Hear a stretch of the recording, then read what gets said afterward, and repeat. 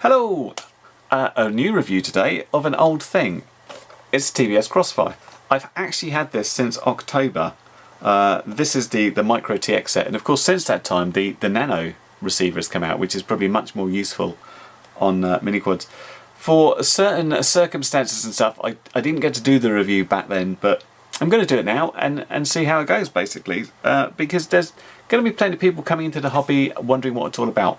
What I'm really interested in with the Crossfire, obviously it really much started as a long range system, but loads of people are using it on quads because of the low latency. And when I was at Mini Airshow 4, looking around the tent of racers, the amount of people that had gone over the Crossfire was really staggering. It outnumbered 2.4 by some margin. Racers always kind of a little bit jumping onto the hype train. It's like, this will give me an edge, I must have this.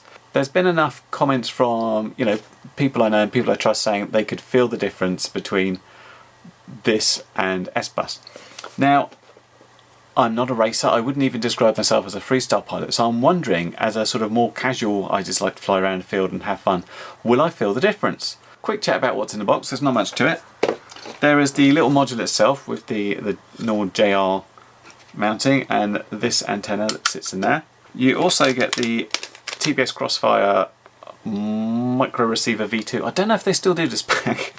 As I said, everyone's gone on to the Nano now, which is a lot smaller. In here you get a load of leads and stuff to connect it to, some PWM adapter, and the actual micro itself.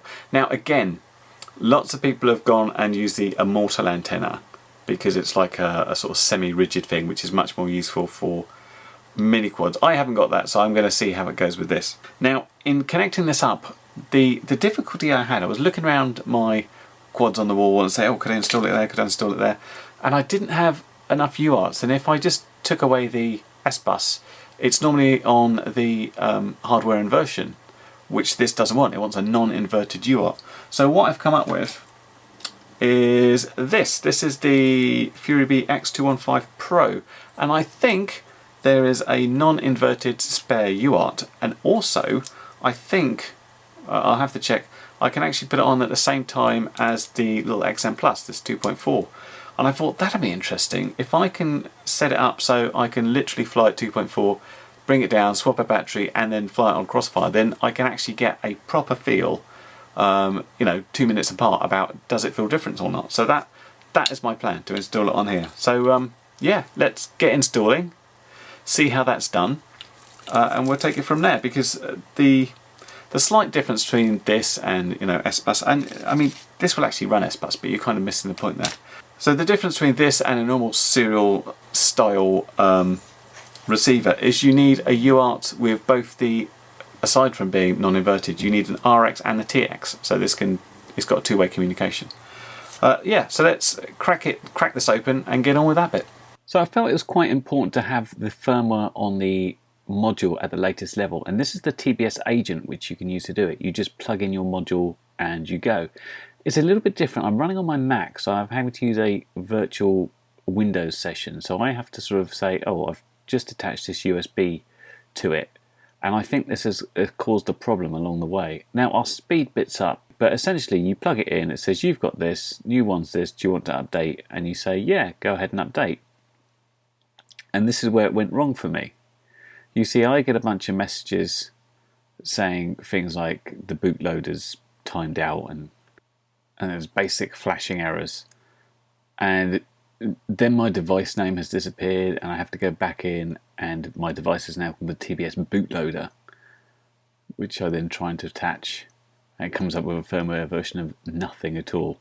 So it's all pretty weird, and I tend to think this might be because I'm using a Mac and I'm having to virtually attach my USB devices, and this is a problem when the USB devices suddenly changes.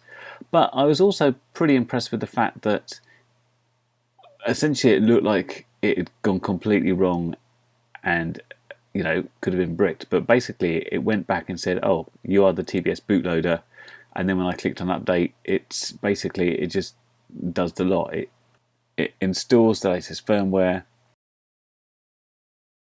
and then when it does the scan peripherals, I have to quickly say, oh, it's gone back to being a TBS Crossfire again, and load that virtually. or attach that virtually. And then it does an interesting thing. It says it updates the RXs. First it does the Diversity RX, which is the great big original one that came out. Then it goes ahead and does the Micro TX. Obviously it's not actually updating the Micro TX at this point because it's not connected.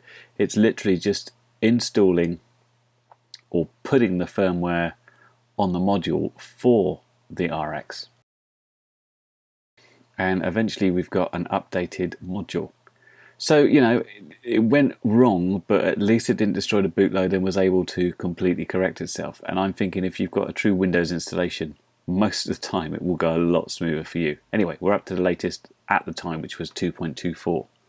Well, here's the X215 Pro with the top off, and it's actually lining up really nicely there. You just see here we've got UARTs 6 to receive, transmit, 5V and ground pins all in a nice row, and most of the other stuff uses these connectors, so you can really strip it down, and it's really easy to then remove the S-bus here as I want to and plug in with Crossfire as I want to.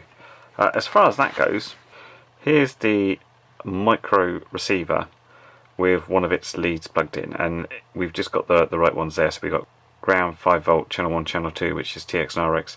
Now it goes to one of these ends, but obviously I can snip that and then I can solder directly in there and have enough space to put this in the right spot. The only thing obviously to watch out about is the lines aren't color coded, so we just need to make sure we're quite careful about where to put the 5V and stuff. Anyway, I'll get that soldered in next and we'll see how that goes. Okay, so we've got that soldered on. Apologies for the slightly dodgy soldering. And obviously I was quite careful about making sure I had the right line to which, because they're all black, but it's nice flexible silicon cable, so that's cool. On my radio it was running OpenTX 2.2. Now I read that on 2.2.1 there were some enhancements on the Crossfire Lua script, so I actually updated this to 2.2.2, which is the latest at the moment, and I've got my Crossfire installed on the back here, and you notice it's doing this kind of pulsing orange, which basically means there's no link there. Now I would say be careful putting this module in. I put it in a couple of times and nothing powered on, and I found out that the pins weren't quite aligned. It's very easy just to have a slight bend in those pins, which you might not notice, and it just doesn't quite line up right. So I went back and I really checked that out and made sure it would sort of slot in really easily, and that was the key. Anyway, so next thing to do is actually bind this. Now again, you can do pressy buttons here, but what I want to use is the actual Lua script itself. And this is on the SD card contents of 2.2 upwards. Obviously I updated the SD card as well, so I had the latest version. So if we go in and just run this, it says you've got the Crossfire Micro TX, which is right, and we've got a bunch of things in here. So the main thing is here to note that I've got it on the 868 megahertz, which we need to do in the UK. So I'm going to try and bind this. What I have to do first is turn on this itself. If we press it, oops, it's flashing green. I think that's binding. So let's then go back on the radio. Attempting to put both in the same camera shot at once. Okay, so binding. Update receiver. Oh right, so this can update the receiver over the air. So if we say yes, we want to. So when I downloaded the update of the firmware to the module itself, it also puts the updated firmware for the receiver. So when you actually bind to it like this, you can update over the air, and this is actually updating the receiver using the radio, but without any wires. Isn't that clever? When you say don't interrupt, am I supposed to press enter or not? Ah. Okay, and now we've got something bound, we can actually go in and have a look at the settings on the RX. Okay, so in the Micro TX, these are the defaults, and there's a few things you're going to want to change. For example, the failsafe mode, you want to change that to cut, which will basically do the Betaflight sort of no pulses thing. The next thing you'll notice is that the output map this is different from the channel map. These are literally the 4 channels. It's just one output 1 set to ppm. So to use CRSF, you want to change number 1 to CRSF, and number 2 then comes up as RX, which is useful. Then you've got the channel maps itself. This is basically focus. This is basically a channel map, what outputs what, and in most cases it's the fact that channel 1, channel 2, channel 3, etc. will output what you like. But what I'm going to do for channel 8 is I want the RSSI. Now, when I looked at this, I thought, oh, there's RSSI, I use that one. But actually, the thing you want to use reading through the docs is LQ, link quality, which is going to give you a much better sort of 0 to 100% sort of style for how good your signal is. You can go between 8 channel and 12 channel. I don't think there's any difference in speed, but I only need 8 channels, so I'm quite happy. Then the rest of it I'm happy with as well. Right, there's a few extra bits obviously here. Now, as far as activating the module goes, this was just a case of going into my model, and where I would have initially had something like that, a D16, it's just a case of you turn that to off, you go down into your external RF, and then you go through until you get CRSF, and that's it. The other thing you need to do is actually get the telemetry from the receiver itself. To do that, you would go through to the telemetry page here. Now, I've already got it once, but let me delete it just so I can show what happens. You would probably have this, and you see there's no telemetry. So you just go down and say discover new sensors, and there you go.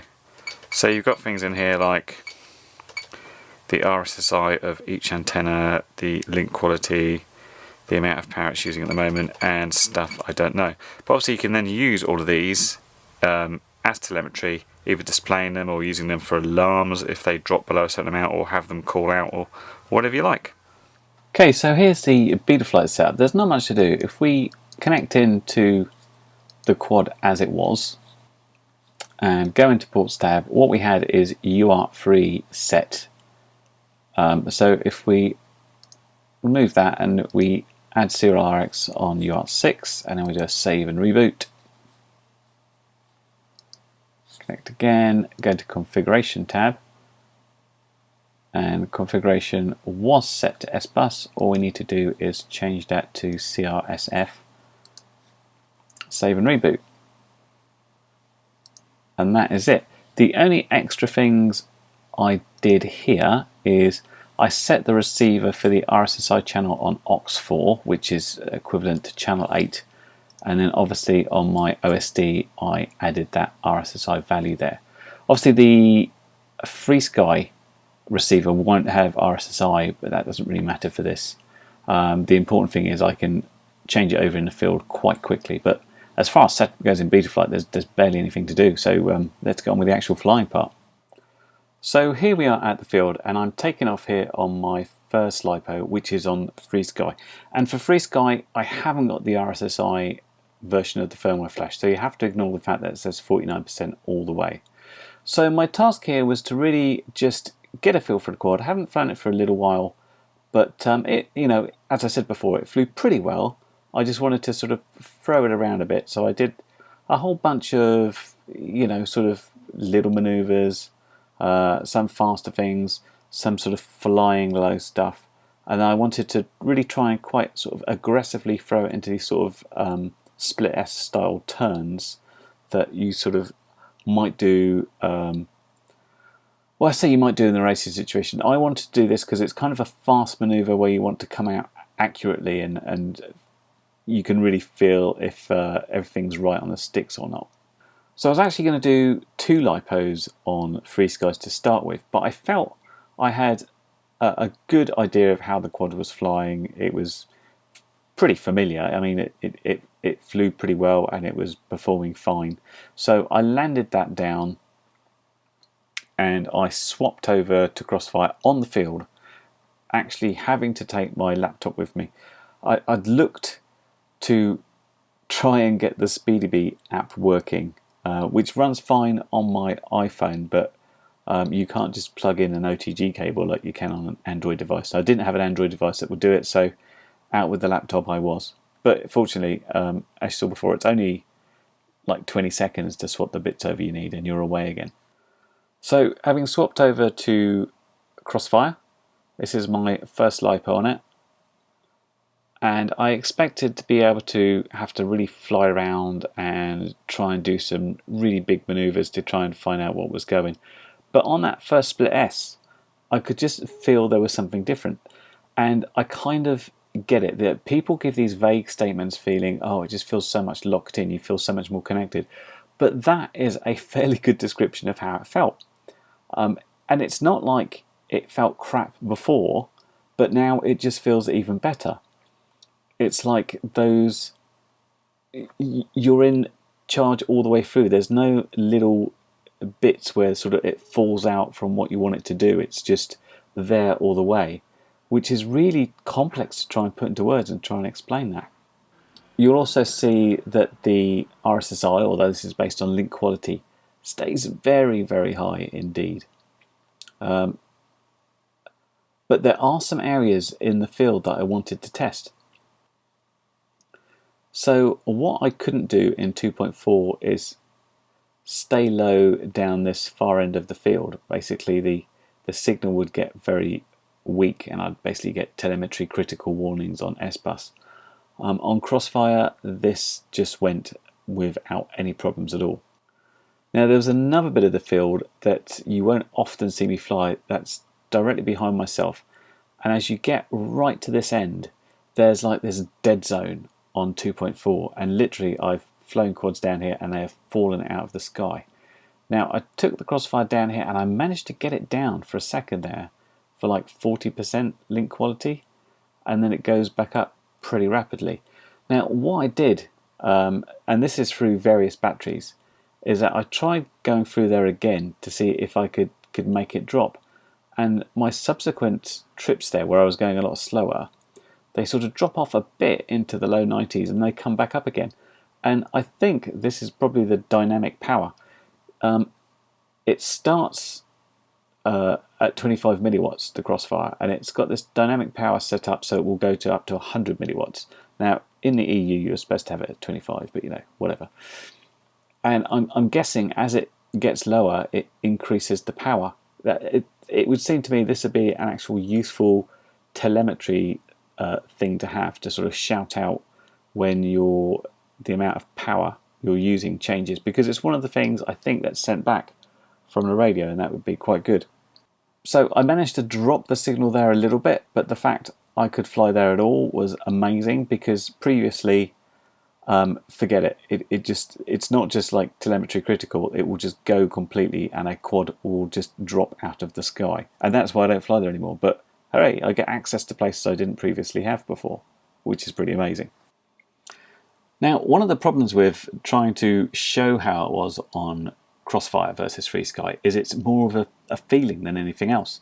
But after flying 4 batteries on Crossfire, I went back to FreeSky for my last battery, and oh my god, what a difference that made then.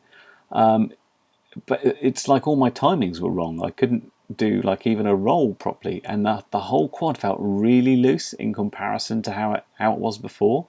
I mean, previously I was feeling this quad was pretty good, it flew very well, but after flying Crossfire with it and it feeling that locked in, to go back to how it was makes it really peculiar. But the good thing about doing this, having that first battery going to Crossfire for 4 and then coming back to FreeSky, was I think I can maybe put into words what the difference was.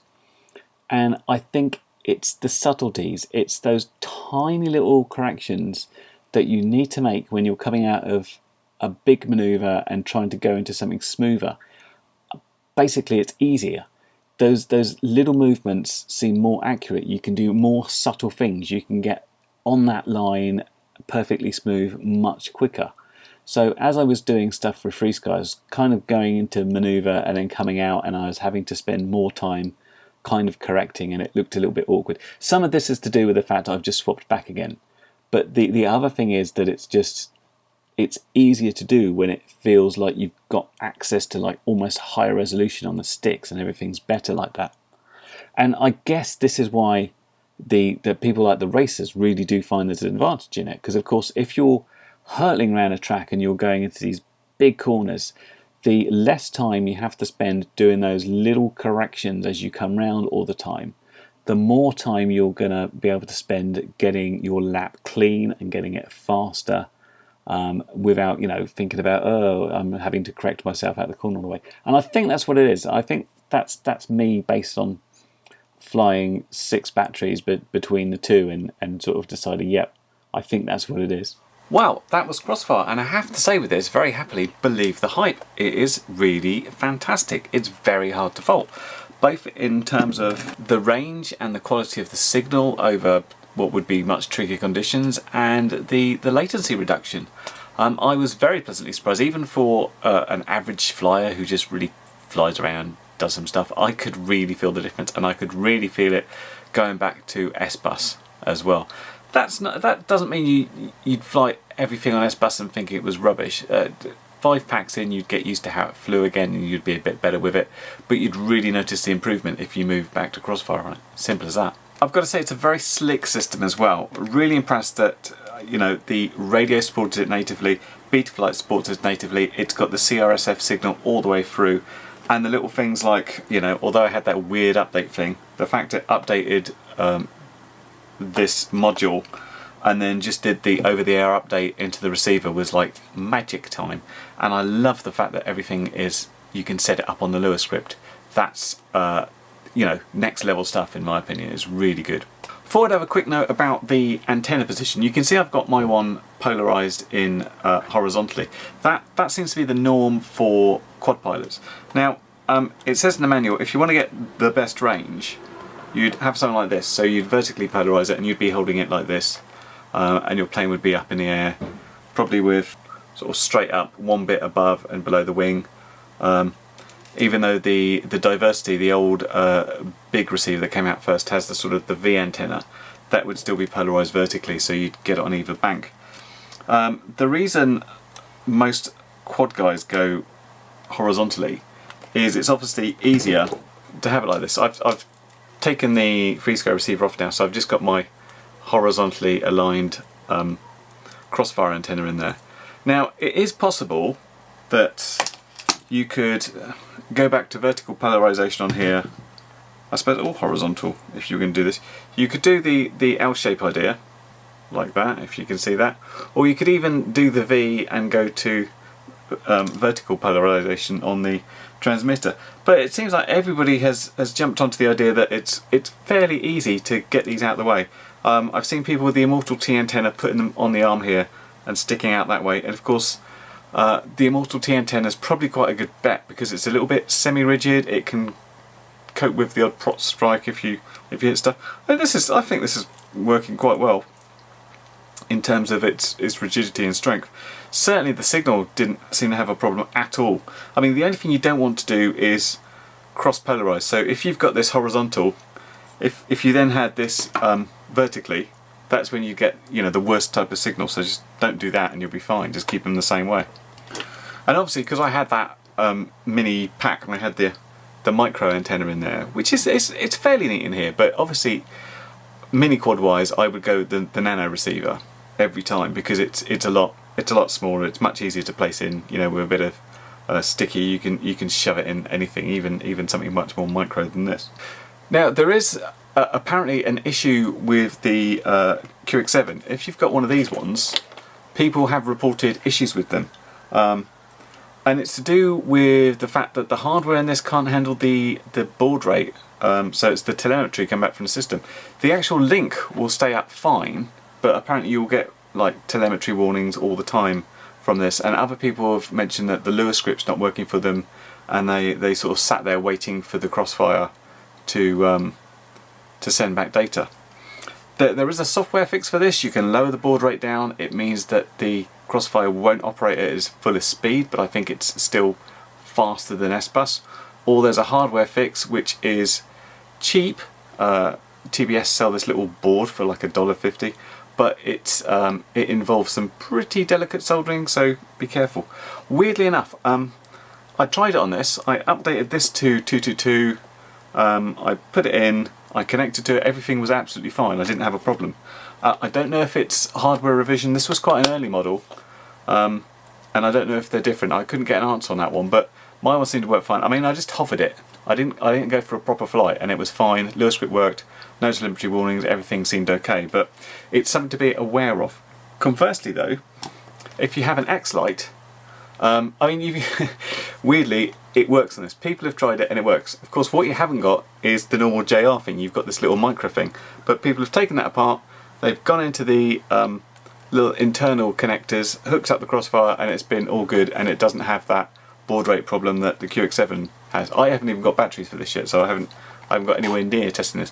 Hopefully there'll be some sort of JR adapter or something, so you can put this in properly, or like a tiny Crossfire coming out for it. That'd be really nice, because it's such a nice little one. But I haven't flown with it yet, so who knows. So yeah, pros and cons. Well, pros, yeah, as I said before, it's super slick. It does exactly what it says. I mean, I didn't take it for any great range, but the fact I could take it where signal on 2.4 just wouldn't exist and it coped fine tells me that I can fly it in places that were otherwise inaccessible for me. It's like, I don't really have to think about it. It's like, it will go for a long distance, but it will give me access to those dodgy RF places that I didn't have before, which is marvellous. And the latency, didn't think I'd feel it, but I really did. I thought I was not an advanced enough pilot to really feel their subtleties, but yeah, you really can, and it's really hard to explain. That locked-in feeling, everything's just connected. Those little subtleties that you don't get over the control on S-Bus, I found were there. That was really good. Pros-wise, well, if you've got a QX7, you'll have to do some extra work, potentially. I didn't, I don't know why. And the only other thing is the cost. And it's like, getting you one is like giving you like this little taste of heroin. How was that? It was really good. Can I have some more? If you've got lots of quads and you put one of them on Crossfire, then you instantly like, oh man, I need to put the other quads on Crossfire. But you know, they're sort of $40 a receiver, so it's not the cheapest thing. That said, most people sort of have like their good quad and they have their backup quad. They don't have the normal wall of quads that I do. So perhaps it's not a problem there. But yeah, it's a bit more expensive than a regular transmitter. But aside from that, the actual setup was really good. As long as you've got a flight controller with a spare uninverted UART you can use, you're away and you're good. So yeah, I get why all the racers moved over to it. They want that little bit of extra, and of course that little bit of extra coupled with other little bits of extra savings they've made in maybe weight and efficiency and stuff equals they're going to get an advantage. So this is a big part of it. But it's not just racers. I can really say, unless you're just a pure beginner where you're really just starting to get your quad off the ground and hover it and stuff, you're going to get something out of it, and it's well worth checking out if you sort of want to take your flying to the next level and really feel how well your quad can perform when it's that locked in. So yeah, check it out. Well, I hope that review and a little sort of setup guide's been useful to you, and I will catch you in the next video. Bye for now. Well, you've made it to the end of the video, so thanks once again for watching. If you like what you saw, then please consider subscribing, and if you really like what you saw, then be sure to check out the link to my blog for a variety of ways in which you can help support this channel.